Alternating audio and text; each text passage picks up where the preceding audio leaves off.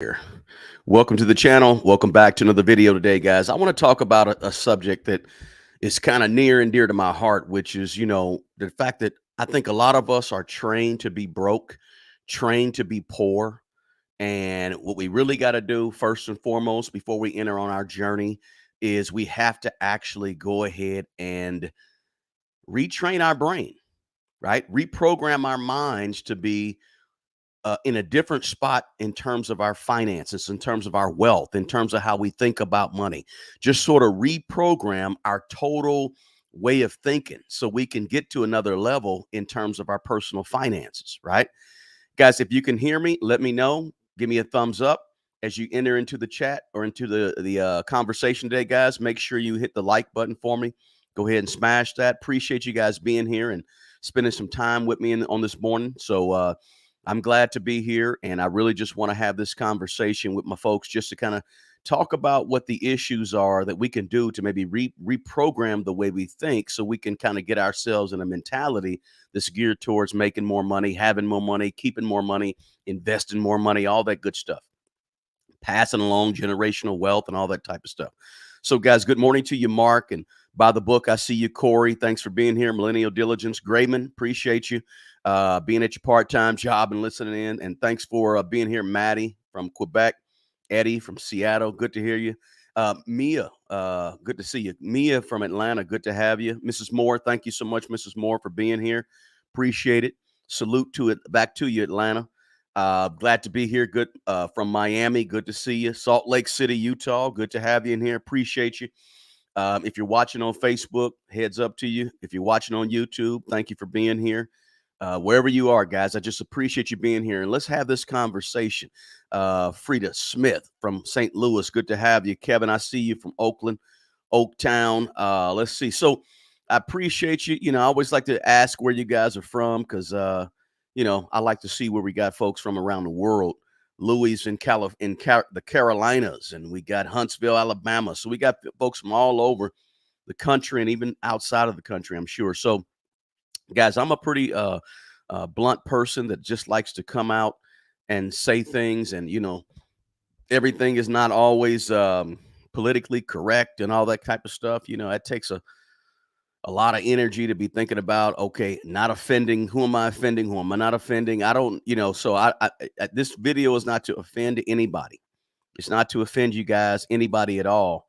But it's just to say that, we are, trained and programmed to be broke. We're trained to be poor. We really are. It's a mentality. There's a reason why we're trained to be poor, right? It's not just happenstance. Oh, we just happen. We're trained to be poor, right? Listen. There's 300 something million people in America, I believe, right? What is the stat up to? There's 300 something people in America, right? How do you control 300 something people who have a constitution where they have freedoms in those constitutions, right? In their constitution, right? 26 amendments. How many amendments are there, right? So how do you control a population like that? Well, one of the ways you control a population is you dumb down the population. You purposely dumb down the the people. You dumb down the people, and so since you dumb down the people, what happens is the people now are easier to control, right? I mean, I'm not a big conspiracy theorist person, but let's just be honest. I mean, if you have if you can make kind of people's minds numb, way easier to control them, right? So, I want to have this conversation, but I don't really want to offend you. But if I offend anybody, hey, I apologize up front because somebody may be offended. And if you are, I apologize, but I can only give this information the way that I give this information. But we are trained to be impoverished. We're trained to have a poor mentality. We're trained to think in a poor mindset. And if you ever want to get to the point where you start building wealth, you have to go against that training. You got to go against what you was taught from 0 to 20 for many of us. Not everybody, but many of us, right? You have to go against that way of thinking, right? You have to listen, you have to understand there's plenty of stuff on this planet for all of us to have what we want to have and what we need to have, right? You have to kind of go against some of the mindset that has been ingrained in all of us that are at least raised and born in America. Now, I say all of us. Let me preface that by saying, of course, nothing fits everybody. So there's a tiny, tiny percentage of people who may not have been taught this, but most of us was. But listen, first things first, mindset is everything. I'm going to flow into this thing, guys. Mindset is everything, right? Right? Same mindset leads to same behaviors, and same behaviors leads to same outcomes.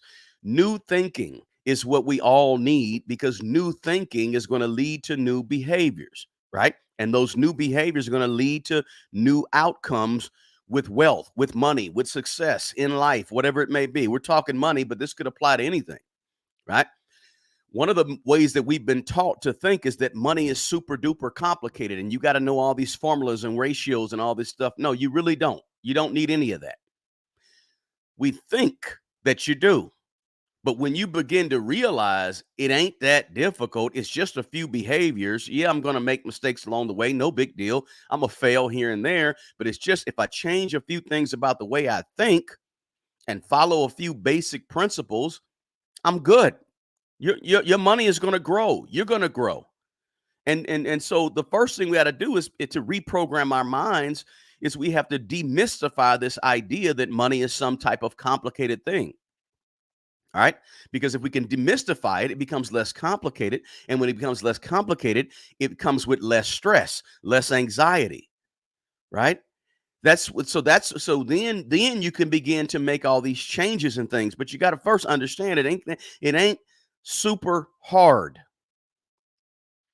And listen, just because it ain't hard don't mean it's easy. It's simple, but it may not be easy for a lot of people, because money, people have there's a thing about how we control and think of ourselves that is reflected in our money, right?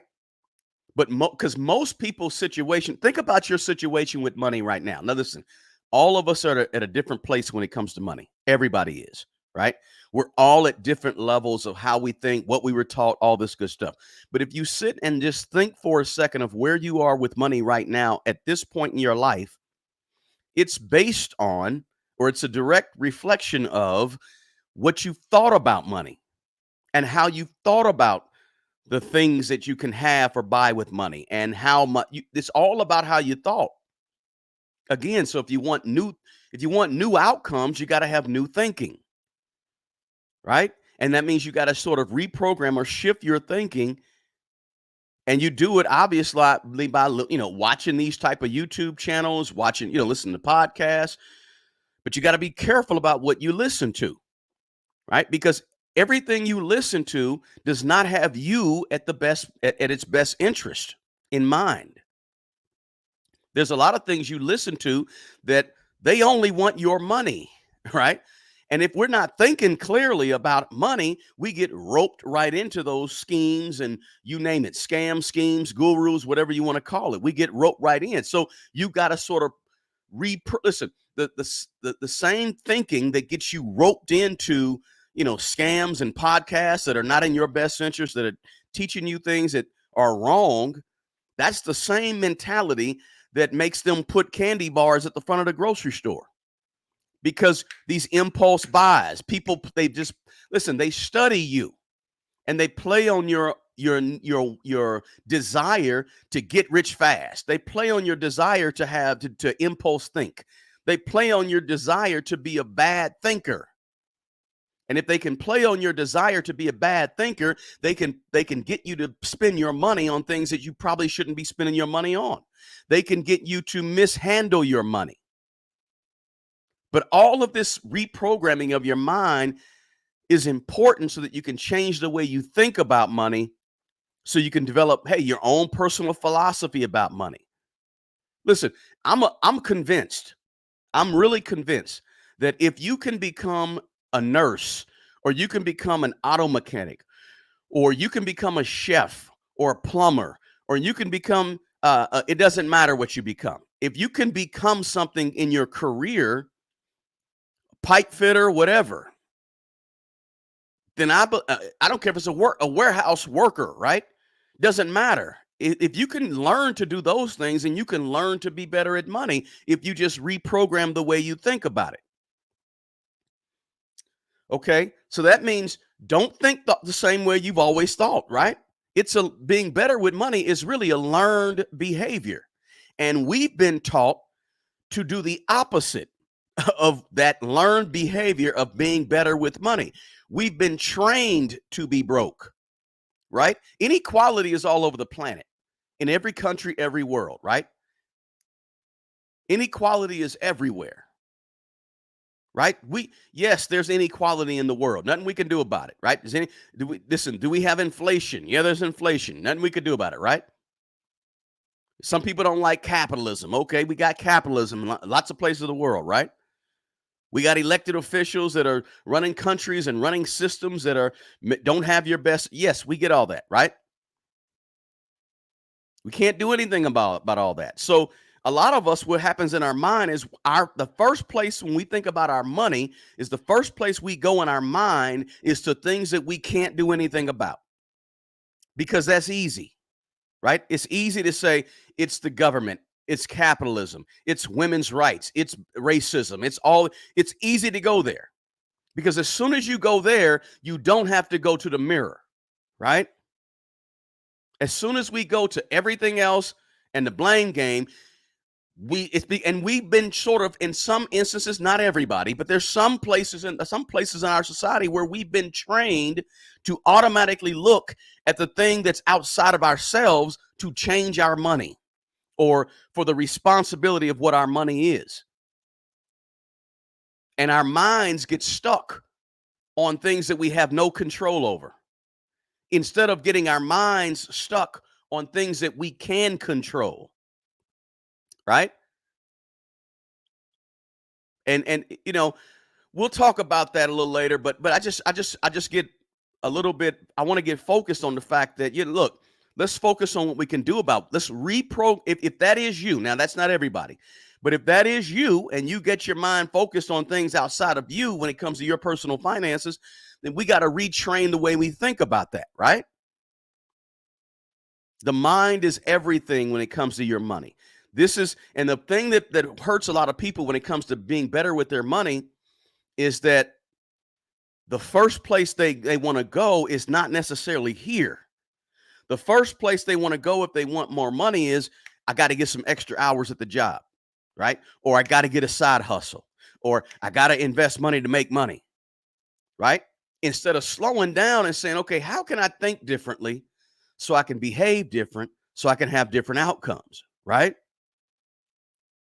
How are we trained to be broke? And how can we reprogram our mind? That's what we want to focus on. Thank you for the super chat, Millennial Diligence. I appreciate it. Thank you so much. A society of critical thinkers is the last thing that elites want. They want obedient workers, period. Deprogramming and class consciousness is needed. Millennial, you're hitting it right on the money. It's not about thinkers. They're not producing thinkers. You're right. It's not in the best interest of America for you to be trained to be rich, or trained to be successful, or trained to be constantly encouraged. No. Now, again, I'm not a big conspiracy theorist, but I'm aware of what's going on, right?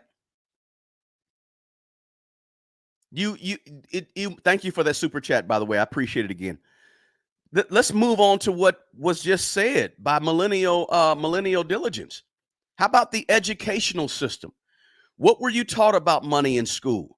Why were they teaching you about algebra and geometry and about George Washington, which is nothing is wrong with algebra and geometry and George Washington. Those are okay subjects. I have no issues with those subjects.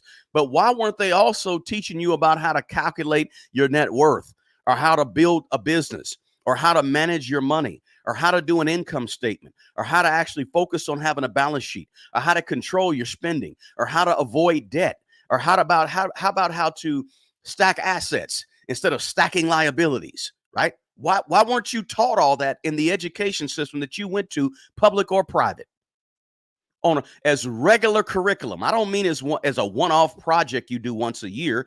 I don't mean as a one-off elective that you take as a 12th grader, right?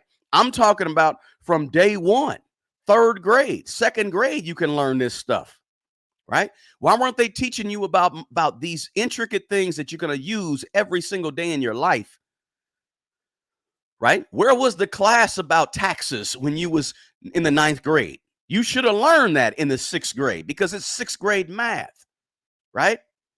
Stacking assets is a fourth grade concept. It's not high level, but you weren't taught that. There's a reason the education system didn't teach you that, right? Think about the education that schools gave you and tell me if they prepared you how to handle your money and how to grow your money and how to build wealth. And they all use money every day. Every teacher you had in every building you ever stepped in used money every day. All right. 30 or 40 or 50 or 60% of them had a house they owned. Why didn't they teach you about mortgages and about interest rates and about return on investment, right? Or about how to have house insurance? These are basic things. If you didn't have an insurance class before you were in the ninth grade, there's a reason you didn't have that insurance class. We all got to have insurance, whether it's health, life, car, renters, whatever it is. Why they didn't teach you about insurance when you was in the fifth, sixth, seventh grade?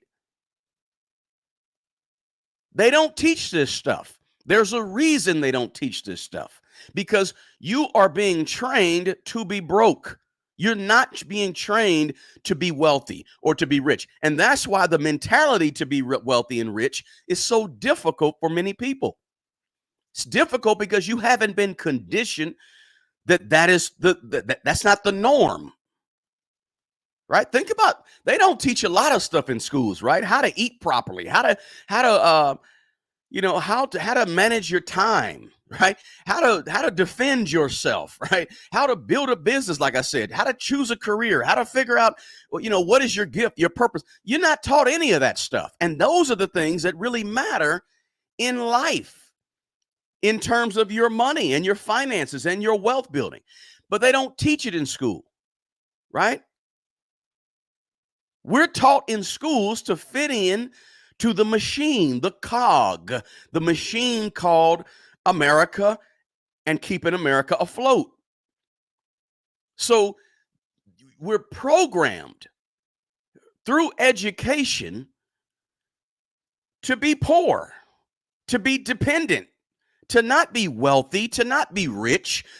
You gotta do something different to get wealth, as opposed to everything you've been taught that's been baked into your brain. Think about the consumer culture, materialism, advertising, society's pressure. Everywhere you go, there's a billboard, there's a commercial, there's a ad coming on your YouTube channel. Look, there could be an ad coming on this video right now. That was a pause right there because I'm trying to signal the algorithm to throw a commercial there, right? But the point is that we have been taught to be consumers. Materialism. Stuff. The reason I was able to do so well on eBay, and I had an eBay store for 6-7 years. I still have an eBay store, right? I still have an eBay store to this day with it's still about 50, 60 items in it, but I don't actively sell them very often. I don't put them on sale to make sure to push them out. But the point is this: I had an eBay store for 6-7 years, really strong, where I sold over $100,000 in stuff on eBay. My margins were nearly 50%. So I made about $50,000 net income over the course of 6 or 7 years. Overall total, I probably made about $120,000, $130,000 now. But the point is, I did that and I learned something when I was doing eBay. When I was out sourcing for eBay, when I was out trying to find stuff to sell on eBay, guess what I learned? I learned very, very clearly that we live in a culture of excess, because I could find $500 pairs of shoes for $7 at Goodwill. I could find stuff that I could take home and sell and resell. And we live in a culture of excess, a culture of materialism, a culture of consumption. And therefore, people have, if you haven't been to the latest consignment shop or thrift store in your city or your town, you're missing, because there's like very, very quality stuff there. Yeah, you might have to take it home, send it to the cleaners, or clean it yourself, or you might have to do something to it here and there, right? But there's quality stuff laying around for almost little or nothing because we live in a culture of consumption where are get encouraged to spend more than they make. Right? Get the latest this, the latest that, the latest iPhone. Line up to get the latest shoes and what? It's crazy, right? But the way people spend their money so willingly, even through inflation. Inflation was crazy for the last 3 years, right? Inflation's been crazy all over the world, but really last 3 years. But that didn't stop people from still living this life of excess, right? I mean, we're a consumption society. We're a debt society, and I got some more things to say about debt. But they taught us to spend, spend, spend, take, take, take, consume, consume, consume, not produce. Right? We're taught to consume. How many of you grow your own food? Right? We're taught to spend and consume to keep the machine running. Again, I'm not a big conspiracy person. I'm just telling you what I've observed about how we've been trained to be broke and how we have to reprogram our mind if we want to be wealthy. Most of us, right? When Sorozo, appreciate the super chat. Thank you so much. Thank you, thank you, thank you. In the chat, Nguyen said, Ken, agree. They don't teach what it takes to be free. They want us to be slaves or indentured servants for the rest of our lives. Nguyen, thank you for the super chat so much. I appreciate it. You hit the nail on the head. You are not taught to think free, be free, think for yourselves. You're taught to get a 30-year note on your mortgage, right? Hey, you want to live somewhere and you want to afford this expensive home? Guess what? We've got a 40-year note, a 40-year mortgage, which they're going to be more and more prevalent in the next few years. You wait. 40-year notes. What does a 40-year mortgage payment do for you? As Nguyen pointed out, what is a 40-year mortgage? It makes you an indentured servant for 40 years. Everybody knows what an indentured servant is, right? You work for some years to pay off your debt. That's what an indentured servant does. That's what you are trained to do by getting that 7-year brand new car loan, that 40-year mortgage. And so when a guy like me comes through and says, look, don't tie yourself to a mortgage for 40 years. Matter of fact, you may want to even reconsider tying yourself to a 30-year mortgage. How about you get a 15-year mortgage or a 10-year mortgage? Guess what happens? Most people turn around, look at me and say, man, you are stupid. You are crazy. Never did a 15 or a 10-year mortgage. Never. People turn on you when you're trying to tell people how not to be an indentured servant for 30 or 40 years. Because people have been trained so well to be broke. Right? Trained so well to be poor. Now, listen, I'm not saying there's no use for a 30-year mortgage. If you want to get it, I ain't mad at you. I'm just saying I'm making sure you understand you have a choice to pay that thing off in 10 years if you want. Don't just skip past that like it ain't nothing. But when's the last time you had a mortgage broker or a person come through and tell you, hey, don't forget the option of the 7-year mortgage or the option of the 10-year mortgage? When? Not very often, because most people have been programmed to think it's a 30-year, it's a 40-year. I don't want to pay my car off in 2 years. I'm going to get the 7-year note. What? Listen, as Nguyen pointed out, you're just programmed to be an indentured servant, right? Again, thanks so much for that super chat, Nguyen. I appreciate it. Guys, do me a favor and hit the like button, hit the thumbs up button as you come in here. And please feel free to drop a comment below if you're watching this on replay, right? If you're watching this on replay. Check out Mint Mobile in the description box below as well. One of my favorite partners on this thing, all right? But I'm kind of rolling, so I don't want to get too distracted, right? But another thing is this. And I may ruffle some feathers here. As I said, I don't mean to offend anybody, but I just want to be honest. Sometimes in our society, honesty is offensive. We've lived amongst so much deceit and so much propaganda and so much lies that sometimes the truth ends up seeming offensive. But you're just saying what nobody else is saying. You're just saying what everybody wants to push under the rug, right?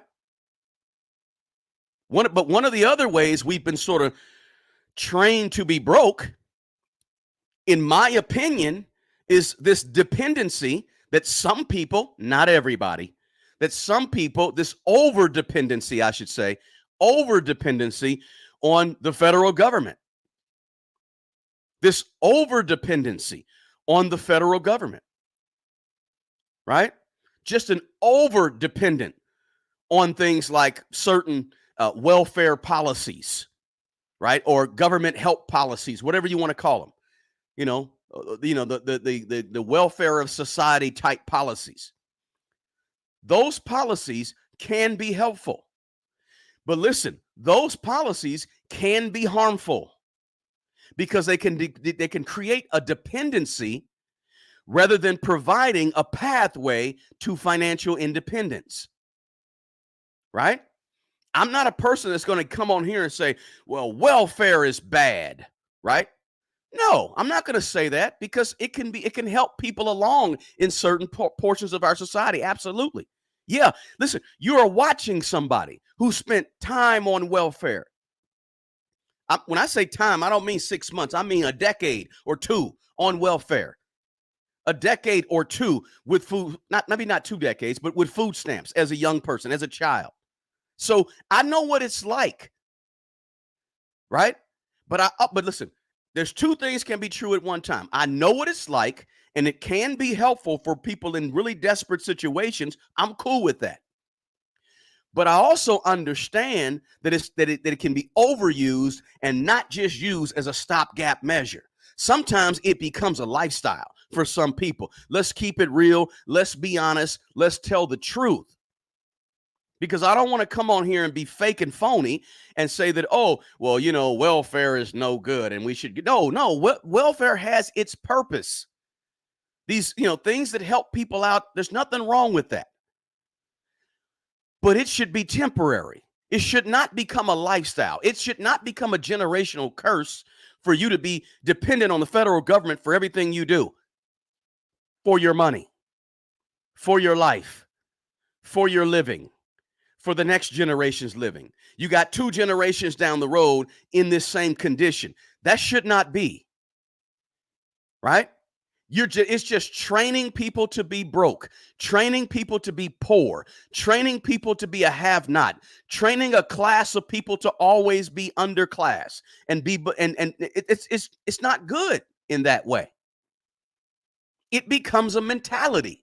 And when that becomes a mentality, you really, really, really have to reprogram your mind.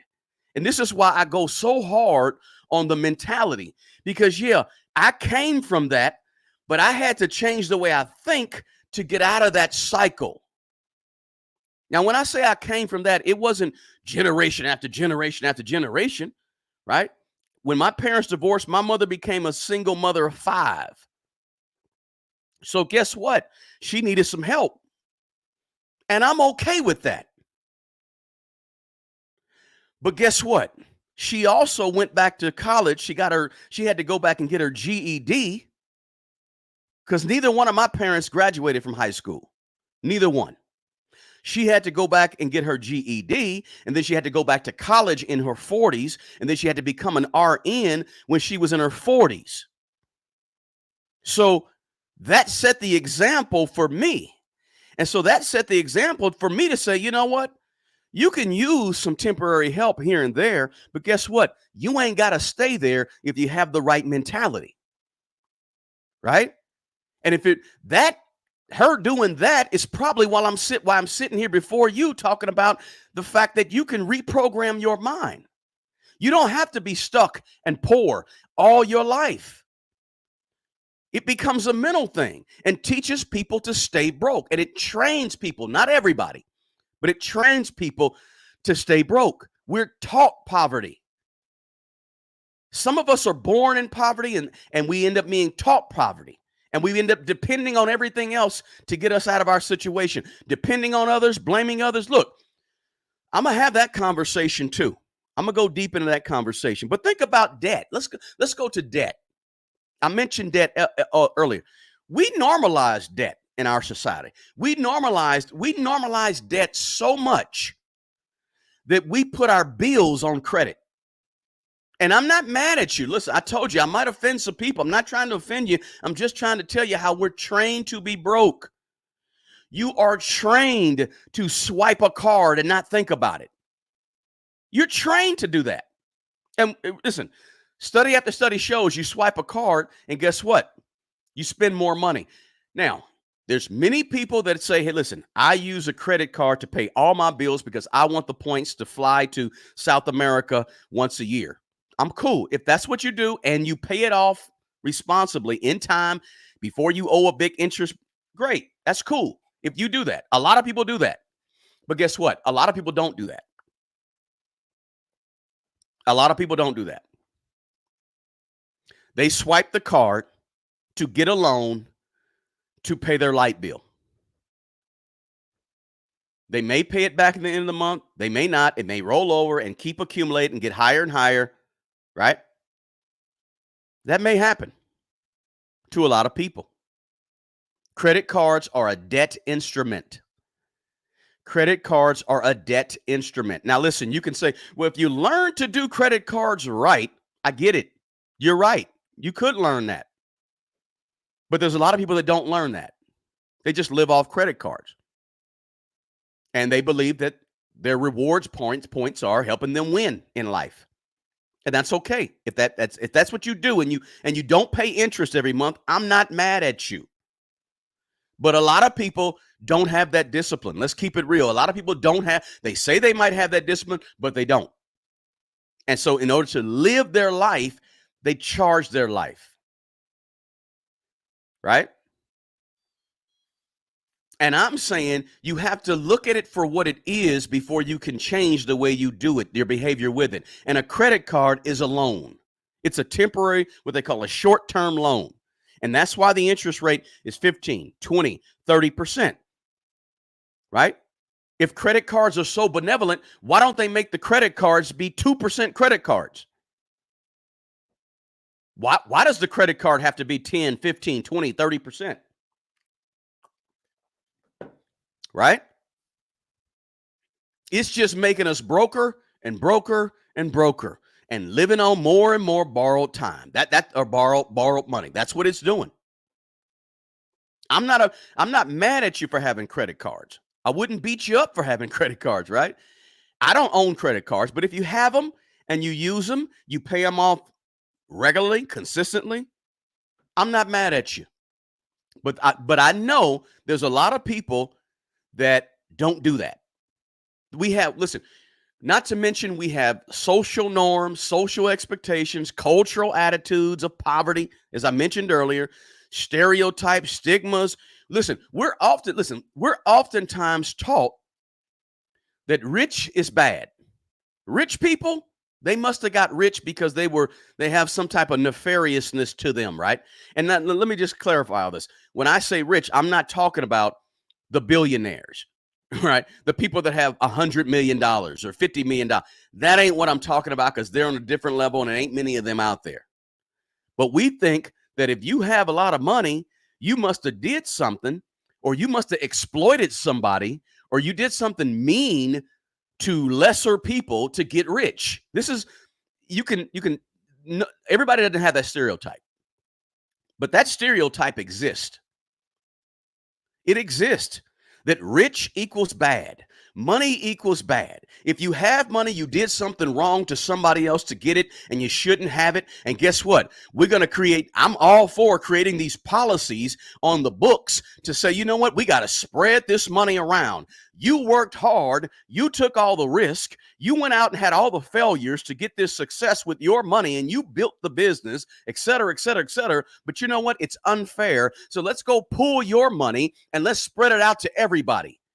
And make sure that you share your money with all the people who didn't have the ambition to go earn it.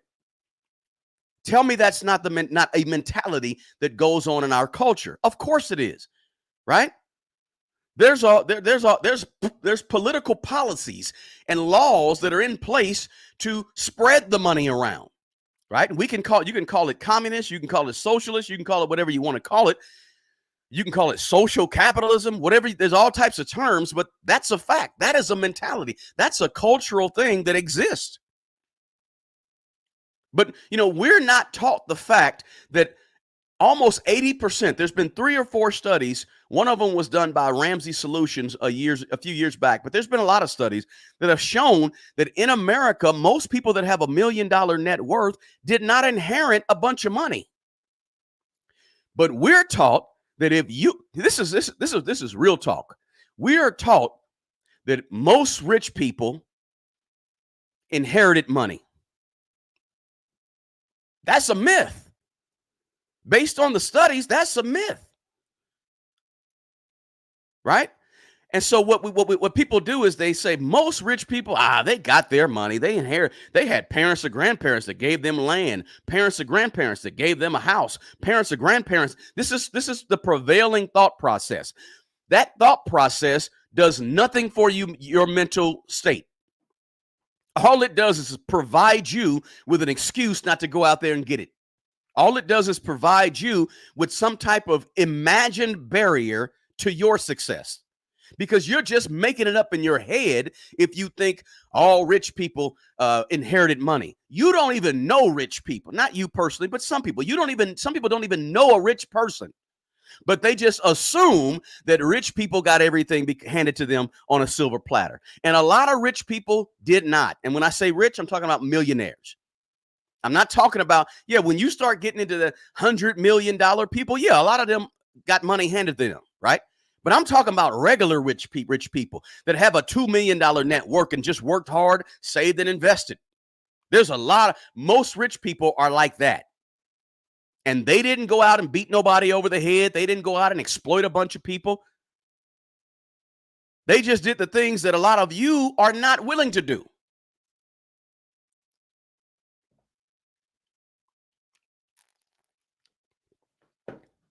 Again, I don't want to offend you, but I want to be honest. I want to tell the truth. I want to approach the elephant in the room that most people sweep under the rug, that needs to be talked about.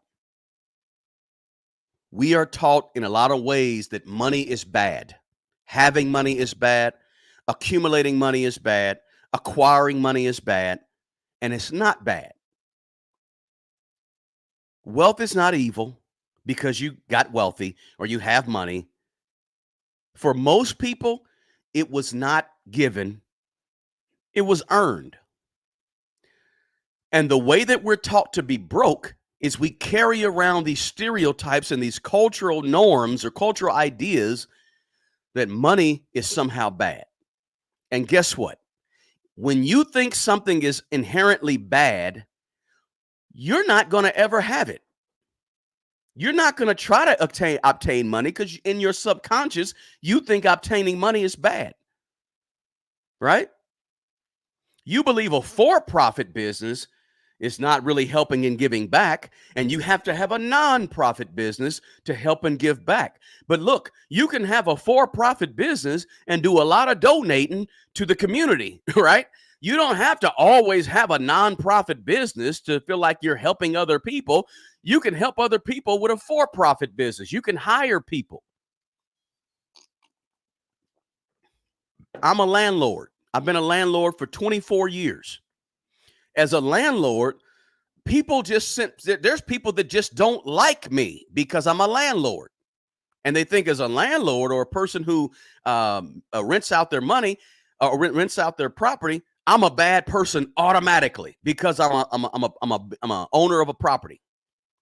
There's people that look at me and say, well, you must be exploiting people. You don't care about your tenants. What are you talking about? You don't even know me, but I'm a bad guy automatically because I own some houses. Right? There's a culture that thinks like that. Right? Another thing, hard work. Let me go into this one. Hard work. This is another thing that it trains us to be broke and how you have to reprogram your mind. We think hard work is what builds wealth, or we are taught sometimes and throughout school, throughout our young life, that it's hard work that builds wealth, right? But listen, this is a part of the poor or broke mentality that we are taught. And this is why we have to really sit and think and reprogram our mind. Hard work is okay. But the idea that working hard is what all you have to do that's gonna separate the haves from the have-nots, right? That's not true. It's not just hard work that produces wealth in America, right? People that have simply worked smarter than the people who work harder are the people who actually build wealth. It's not just about hard work is good. Let me be clear about this. I'm not discounting the importance of working hard. Working hard is good. There's nothing wrong with that. Look, I work hard, but I'm just telling you that it's not hard work alone that makes you wealthy. But we're trained to believe that you work hard, you work hard. Listen, if you work hard and you fail to work smart, then all that hard work, will simply pay your bills and nothing more. You must reprogram your mind and understand that you get ahead in this life in terms of finances, money, etc., by working smart. You work smarter. Work harder at working smarter. If you don't want to struggle with money, make a plan, make a strategy, and execute it. That's being smart. This is why I say you need a strategy. You need goals. You need a budget. You need to write some things down to reprogram your mind into thinking that just extra hours on the job is going to pull you out of your financial situation. Just more money from a side hustle is going to pull you out of your financial situation. No. You need a plan, you need a strategy, you need some goals, you need some action steps, you need some budgets. You got to write out your net worth statement. You got to have strategy. You cannot just work yourself to wealth. You don't need more hours on the clock. You need more strategy building seminars in your life. You need more strategy building and budget building YouTube videos in your life. You need more goal setting a podcast in your life so you can begin to do the things to think harder. Right? You need more accounting and more tax strategies. You need a broader network of people. You need to understand marketing and advertising. You get more customers. You don't need just more hours on the clock to build wealth. Right? Some of you work so hard, but you don't think hard enough. And because you don't think hard enough, you just add more money on top of bad behaviors and you don't get anywhere. And you stay in a hamster wheel, struggling, wondering why you're struggling, wondering it's because you're not thinking different. You're not reprogramming your mind for success with money. You're just trying to make more money. And it's not just about being wealthy. It's not just about making more money. It's about thinking different. Right? See, it's the boring stuff, the fundamentals, the processes, the strategies, the plans for execution, the budgets, the data. These are the things that you got to latch on to. Most people don't want to do it because they've been trained to be broke. So they think that it reprogramming your mind it ain't sexy, right? It's boring, right? But that's the piece that's not taught in schools about money. You don't build wealth with more hours on the job. You build wealth with more hours of learning, more hours of strategy, more hours of execution of that strategy, more hours of executing on your goals, more hours of mapping out a plan, more hours of implementation of the action steps and habits to reach your financial goals. It's not more money. You don't need to work harder. You need to think harder. Because your thinking is going to drive your behaviors, and your behaviors is going to drive your outcome. You need to think smarter, strategize, be intentional, be focused. That's building wealth, not going out and working 90 hours a week. Some of the poorest people I know work harder than anybody on the planet. Think about that. Some of the poorest people I know work harder than anybody on the planet. Think back to, who worked harder than the enslaved people in America for 250 years? Who worked harder? Nobody worked harder. So you have to understand it's not just about hard work. You got to reprogram the way you think and do the boring things that you think are boring but are really changing you mentally. Hard work is good. I'm not against hard work. But hard work, it ain't gonna take you far if you don't have a plan, a strategy, and some specifics on what to do, some habits. Speaking of strategy, you've been taught immediate gratification. Whatever you want, you can have it. Why? Because you deserve it. When you want it, how you want it, you deserve. You work hard, so you deserve whatever.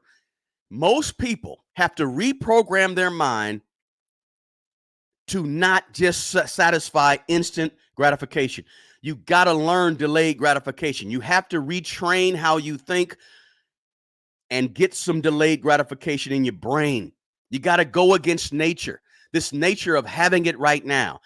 I got to have it. The whole microwave society, right? Everything is quick, easy, fast, and innovation. That we celebrate innovation that makes us lazier, right? Think about it. I'm going to be honest with you. Let's keep it 100 here, right? We celebrate innovation and pay handsomely for innovation that really makes us lazier. Listen, I'm going to think about one basic thing. Let me give you one example of this. Think about food. 150 years ago, what happened with food? How did you get food to eat 150 years ago? What was 150 years ago? 1870? 1870, how'd you eat?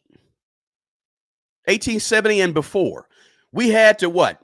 A lot of us were farmers, went to a farmer's market. Maybe we also went over here and grabbed some food from here and there. But we had to get up and go get food, right? We had to either plant it or get up and go get it. Had to. Even 50 years ago, we had to either get up and plant it, or we had to get up and go get it. Wait on a harvest, right? And we had to bring it home, wash the food, or we had to catch the food and raise the food, and then we had to kill the meat.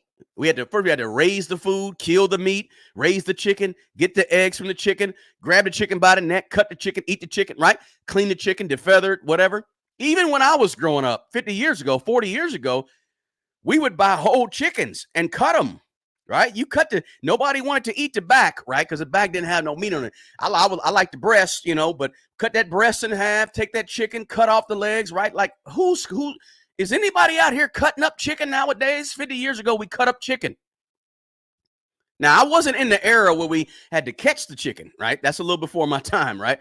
So some people was in that era. We had to catch the chicken, take the chicken, chop the head off, whatever you do. I never experienced that, but I did experience buying whole chickens and cutting chickens up, or at least, my mother or something, or cutting the chicken up. But right now, guess what? You can sit in your living room and have a fully prepared chicken, seasoned and everything, dropped off at your front door in about 15 minutes. right? You ain't got to go through the process of growing the chicken, building the chicken, feeding the chicken, making sure that you ain't got to grab the eggs. You ain't got to run around and get the chicken, chase the chicken. You ain't gonna do none of that. So we live in a society where we can make a phone call, we can type something, we can type in, hit 3 different things in our phone and have a fully prepared meal at our front door in 10 minutes, 5 minutes, 8 minutes, 20 minutes. Think about what that does to our ability to delay pleasure. See, part of building wealth is being able to have patience, and have patience with yourself, have patience with the process, have patience with the compounding interest that's going to happen, have patience with your investments. All that gets thrown out the window because we're trained to be broke. We're trained to be poor. We're trained to not delay gratification. We're trained to say, we want it, we got to have it right now. I'm taking that vacation. I don't care what it costs. I'm going on vacation. I may not have a savings account. I may not have any investments. I may not have the light bill paid, but guess what? I'm kicking it because I'm trying to live my best life today because I don't care about delaying gratification. Matter of fact, this is what I hear a lot. Matter of fact, I may not even be here in 5 years. So I'm going to live my life today because guess what? YOLO, you only live once, right? This is the mentality. Forget about delaying gratification. I see that purse, I want that purse. I see them shoes, them Air Jordans, I want them Air Jordans. I'm not delaying nothing. I ain't saving for nothing. I'm not slowing down and being patient with anything. It's a mentality. We're trained that way. And you have to reprogram yourself when it comes to things, experiences, wants. You have to reprogram your mind. Why do you have to reprogram? Because you've already been programmed to get what you want when you want, and delayed gratification doesn't matter because I want to live my best life today. YOLO, I may not be here in 10 years. Let me kick it today. And you end up forfeiting future progress with your money so you can kick it today. Future progress with your money so you can pop bottles today. Future progress with your money so you can go on that vacation broke today. This is what we do. Again, guys, I don't mean to step on any hearts, or any of that, but I just want to be honest with you and tell you the truth. Some people, we just don't like the truth because it's easier to say that it's somebody else's fault. It's easier to say that it's up. Hey, inflation, right? One word, roll off, inflation. Not realizing that it's the person in the mirror that needs to think different and get out of this training, this conditioning. I had to reprogram my mind, right? If you can't say no to you, you're going to always struggle with money. If you can't deny yourself some pleasure today, you're going to always be messing up your future gains. You're going to struggle with money if you cannot delay gratification and just reprogram your mind. If you got a big purchase, save for it. If you want to buy a car, save for it. You know you have a car that you want to buy in the next 3 years because your car is getting a little this and you really want to buy another car, save for it. Why not save for it? And I know the struggle is real for some people. I'm not discounting that.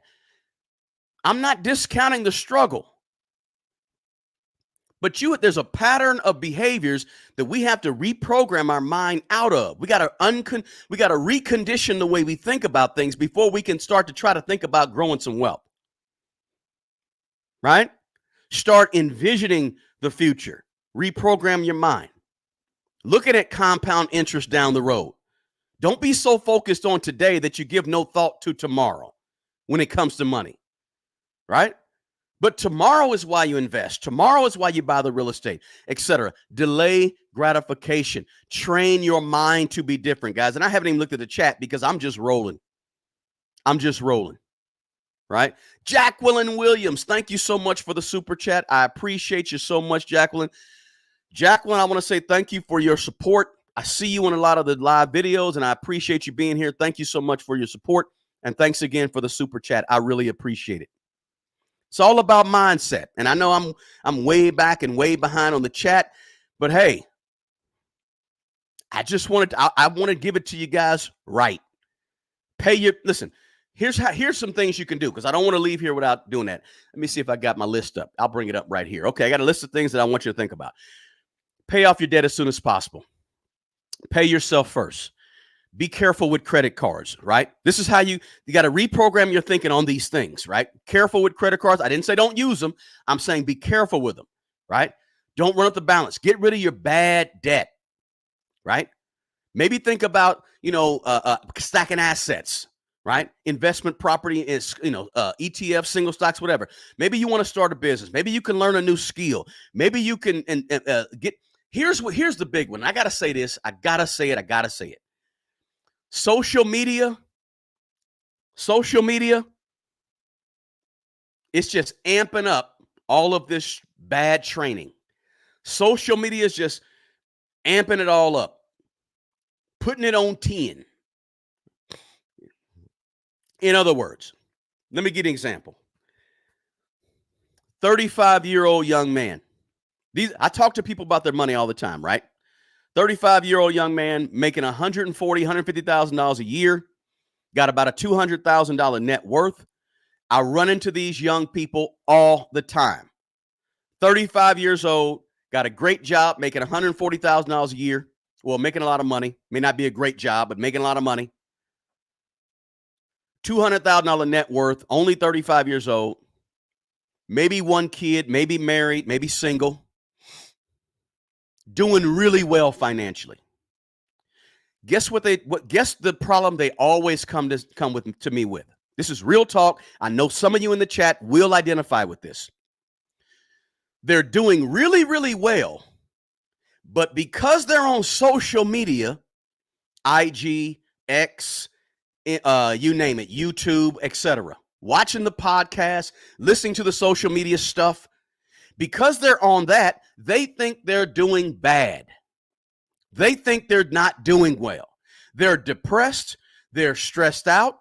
They're anxious. They want to get their own business. They're tired of working for somebody else. They want to have their own gig. Listen, you're 35 years old. You got a $200,000 net worth and you make $140,000 a year. If you just be patient and just chill out for about 10 years, you'll never have to work again the rest of your life if you don't want to. Work can become optional in 10 years, right? Young man, 35 years old, $200,000 net worth, making $150,000 a year.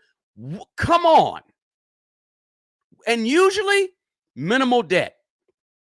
Usually I got $20,000 of credit card debt. I got $50,000 of cash. This is a person I talk to almost every day. But because they're watching social media and they're worried about their image of what people say around them, or they're trying to uphold some type of image, or they just don't feel good about where they are, but they are in a wonderful place, doing better than 90% of everybody else their age out here in the world, they still feel depressed. I think a lot of it has to do with social media. It has to do with watching the podcast where you saw the guests come on there and talk about how they made how they quit their six-figure job and they made $10,000 a month last month day trading. So guess what? This starts working on your subconscious. And guess what happens? You're making all this money. You're doing great. You're doing better than everybody else around you. But your brain is focused on the cell phone that you're watching this social media on, as opposed to your brain being focused on the stuff that's around you, the reality. And guess what? Social media has distorted your reality. The reality is you're doing great with money. You're managing your money well. You're handling your money well. You made some wonderful decisions about career, about your 401k, et cetera, et cetera. You've made wonderful. You've done great. You are doing fantastic, but you don't think so because your head is down in the social media. See, we didn't have this problem in 1990 because the people that we were around was the people we were looking at. And the same person who I'm talking about, who has this $200,000 net worth, makes $150,000 a year, and is doing pretty well, 35 years, this same person in 1990 would have looked around and said, man, I'm doing pretty well. I feel good about myself. But today, that person is looking at social media and questioning themselves because they're too focused on what's going on social media, right? Get your head out of social media and you'll start to realize, hey, I'm doing pretty well. And then you'll start feeling better about yourself. You'll be less depressed. But we get to focusing on other people's stuff as opposed to focusing on the good job we've done. A lot of people fall into that trap, and you know what I'm talking about if you're on this chat. You understand that. You know people like that. Maybe it's you, right? Listen, I'm just telling you, we are comparison is the thief to joy. Absolutely.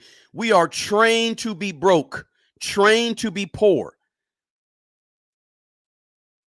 right? We are trained that way. If you want to be different in the way you think about money, you have to reprogram the way you think. Stop listening to poor people tell you about money and wealth, right? Stop listening to people who have no money and have no wealth tell you how to get money and how to get wealth. Decipher, discern, right? Listen, we also been trained that failure is a bad word. But I'm telling you, reprogram your mind to understand and believe that if you want to succeed more, you're going to have to fail a little bit more. You're going to have to take some chances. You got to stop being fearful. We're trained to say, a lot of us, not all of us, are trained to say, I'm a little skeptical about that stock market. Not really sure, but I don't really want to put fear, right? We're trained to be fearful. And it keeps us broke as well. We're trained to believe, and I'll talk about this one tomorrow. We're trained to believe that the world is equal. Equality. Listen, I'm going to tell you something about equality. In America, we're trained equality. But let me tell you something. Everybody made by God is not the same. We're all unique. So the notion of equality doesn't exist anywhere on the planet because everybody's different. Everybody's different. Everybody comes from a different circumstance, different situation, different parents, different everything. Be careful about what you are conditioned to believe, because oftentimes you are conditioned to believe things that are set up to keep you broke, that are set up to keep you poor. And you have to reframe the way you think about things, such as equality. Because if you blame inequality on where you are with your money and you are a grown human being in America, your focus is on the wrong thing. You cannot focus on inequality. There is no such thing as equality. Listen, let's go back to before BC, right? Before Christ, BC, in the area before the Anno Dominion, whatever we call the after Christ era. We can go back to 2000, 3000 BC. What no equality? We can look at the Sumerians, the Assyrians, the wherever you want to go. We can go to the Vikings up north, right? Or we can go to the Assyria, wherever you want to go around the world. We can go to the Zulus, we can go to the Aztecs, the Mayans, which some of them were after BC, but we can go to medieval Europe we can go to Greece, we can go to Rome, we can go to Egypt, we can go to wherever you want to go around the world. Ghana, where we had the Songhai,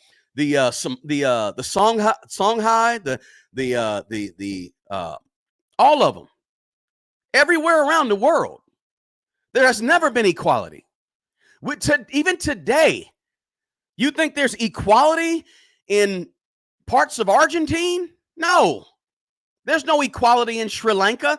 There's no equality on the island of Madagascar. There's no equality in New Zealand. There's no equality in China. There's no equality in Taiwan and South and North Korea and Japan. There's no equality in Denmark. Equality doesn't exist in Namibia. There's no equality in Canada, right?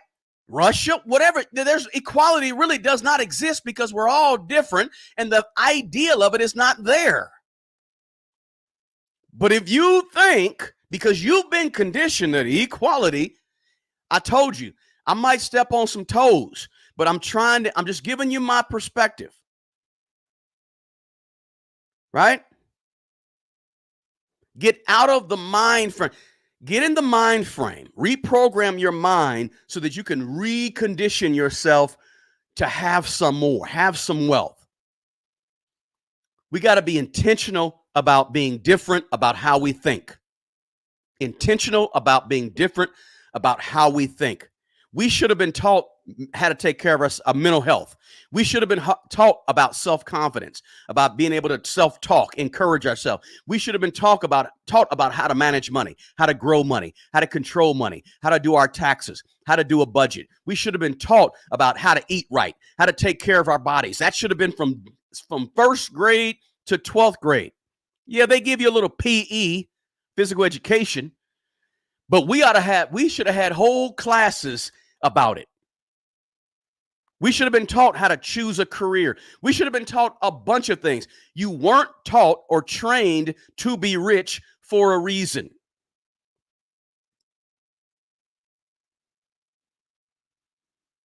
Yeah, listen. You don't have to agree with everything I say to like me. And I don't have to agree with everything you say to like you. Matter of fact, most of the people that I listen to, say on YouTube or podcast, I don't listen to a lot of podcasts, but YouTube, I don't agree with everything they say. But that doesn't stop me from respecting them and listening to them and wanting to get their opinion. Right? We live in a world, especially in America today, where everything is so polarized, right? You believe this and you believe that. So I don't like you and I don't like you because you believe this and I don't like you. Listen, you ain't got to agree with me. I don't expect you to agree with everything I say. You should be thinking for yourself. And that's what I try to encourage you guys to do is don't just listen to everything I say and agree with everything I say. Do your research. Come to your own conclusions about what you think, and that's cool. But at the end of the day, whether you agree or disagree, we can have a mutual respect and still like each other. It ain't that serious, right?